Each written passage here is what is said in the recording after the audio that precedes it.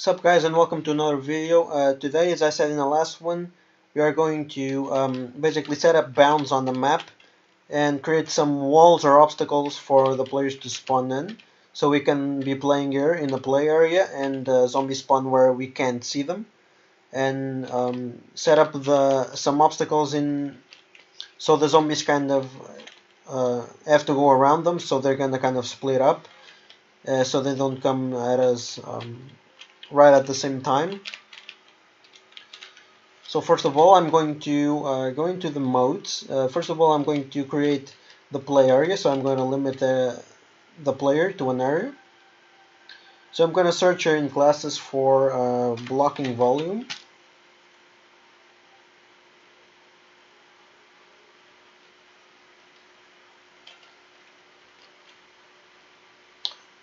Okay. The thing is, with the blocking volume, we're also going to block the zombies, as I think it also affects navigation, as you can see.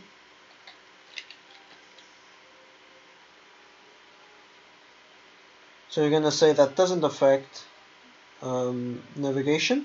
Over in the details, and we're going to need to basically tell the blocking volume to only block the player. So I'm gonna say that the character cannot step up it, so like there's no chance that the player can hop over the blocking volume. And I didn't do this. I never did this actually. So what I'm gonna do is that I'm gonna go to the project settings and I'm going to collision. That should be around there. Collision. There you go. Gonna go to. I think we're going to create a collision channel. So we're going to call it. So we can create an object type. So go back into the project settings. There you go. And let's create a new object type. Just gonna call it player. And the default response is going to be block. So you can now close the project settings. I don't know if we need to restart the editor, but we should now be able to click on custom, and the player is not here, so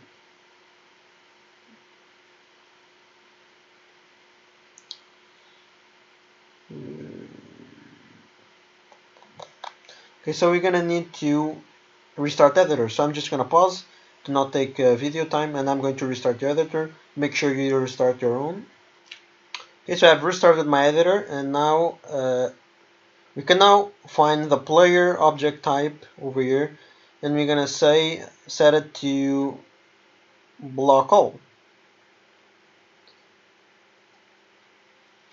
But now we need to go into our own player, so I'm gonna go into blueprints, characters, and go to our player character. Basically, go into the capsule component, make the collision presets to custom. That is the first one.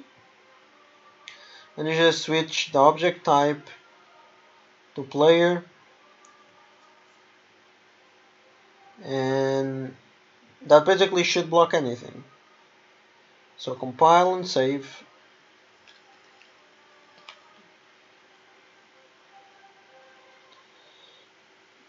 Oh, actually, in our blocking volume, we need to set everything to be ignored, and only block the player.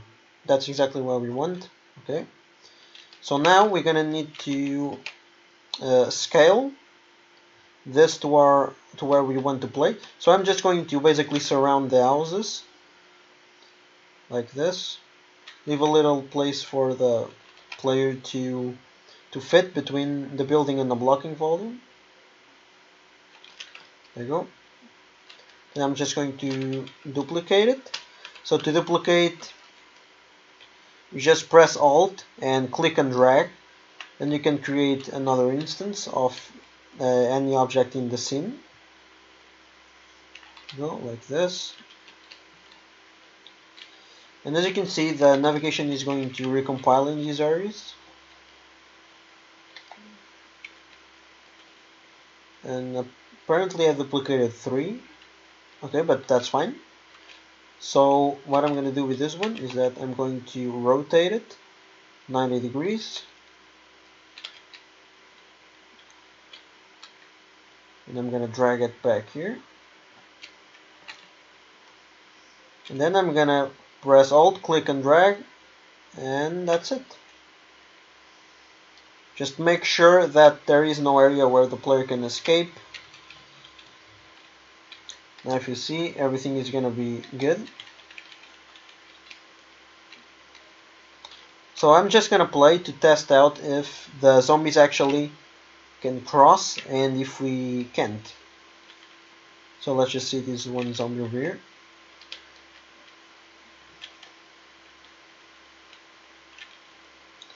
So as you can see, the zombie is crossing the blocking volume that should be around here.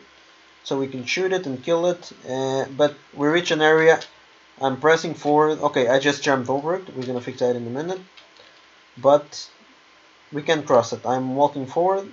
I can't move. So the fix to this, I'm gonna select all the blocking volumes in the scene, and we just have to simply scale them up and drag them a little bit. There you go. Now it should be impossible. And now what I want to do is basically create just some simple walls. So a little trick to show you, I'm going to go into our starter content and materials, and I'm going to select my brick layout. And if you have a material selected and you go into geometry and drag a box,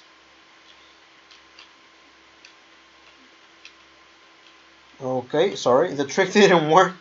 The trick was you have your material selected, and okay, it worked.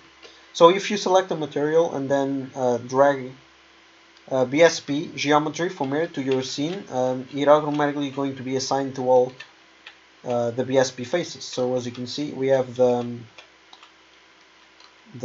material applied. So what I'm going to do is I'm not going to scale it. I'm going to change its values over here.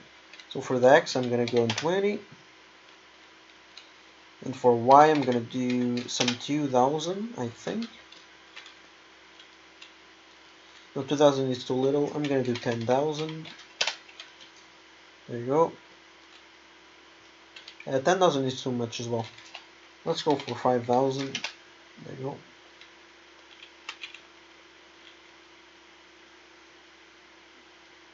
I'm gonna make the Z 300 just so it's a little bit taller. Press End to snap it to the ground. And the reason that I'm doing this is to create some obstacles for when the player for when the zombies spawn. So again, I'm going to duplicate. I'm gonna make this one smaller. Let's say 1,000 to create a little bit of an entrance. Let's say 2,000. There you go. Let's leave an entrance for the zombies over here. Gonna duplicate this one, drag it 90 degrees, rotate it, sorry. And we can do this.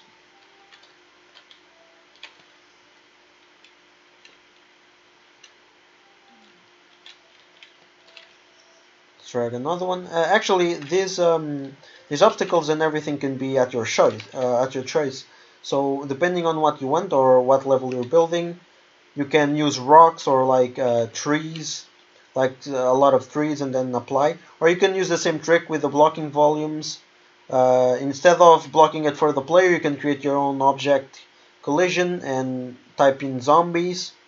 And then you can just block zombies with these, so they have to go around. But remember to check can affect navigation, so it updates the navigation. So basically you make the zombies go around it. But I'm gonna use these walls for now. So I'm gonna go for this one. I'm going to drag and duplicate it back here. Like that.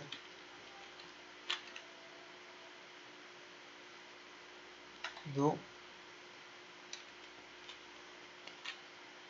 Just gonna drag another one. Actually, I think I'm gonna make this bigger, like that. Say some 5,000. And basically do the same thing as I did to the other side. Duplicate that, rotate it 90 degrees.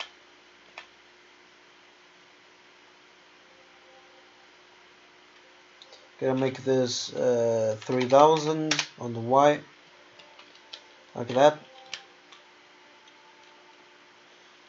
So, and if you want for the aesthetics to look better, you can actually make the wall like inside the blocking volume, so like the player hits the wall, and obviously won't be able to go further.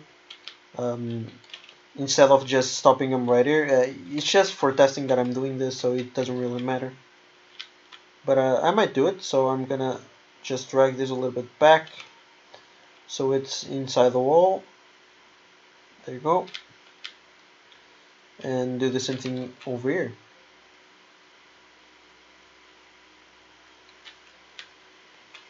Go good. And over to this side. I know I'm not showing a lot in this video, but this is just something.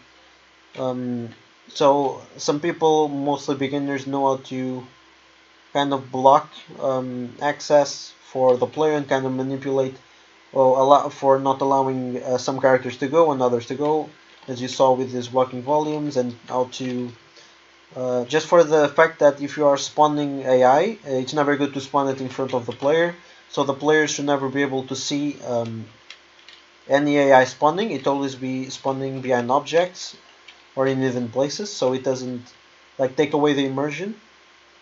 So I'm just going to duplicate the zombie spawn points around, mostly place them in hidden areas, so behind the walls. So the more variation you have on these spawn points, basically the more places zombies can come from.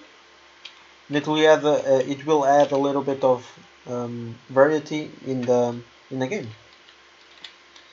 So I'm just gonna do it here and another one here. Okay, so that's fine.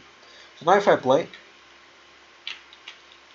now we have these areas here blocking, and the thing is, now I'm not gonna know where the zombies are gonna come from.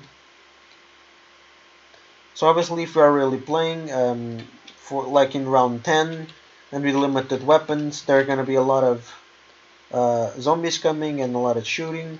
But for example, if this is too big, like you can create more obstacles here in the middle of the street, so you can't really see all the entrances at the same time, and you really can get surprised. But as you can see, now the zombies are coming from all around. They can get into one of these entrances. There you go. Like you really never know now where the zombies are gonna come from, but you knew that they're either gonna come from this side or the other side before, because I only had spawn from either sides, and without anything to block the vision, you wouldn't know. So that's just some tips. As I said before, mostly for beginners, but it's good to take into. And yeah, I hope you enjoyed. As you can see, I'm gonna try and keep these short so I can upload them a little bit more easier.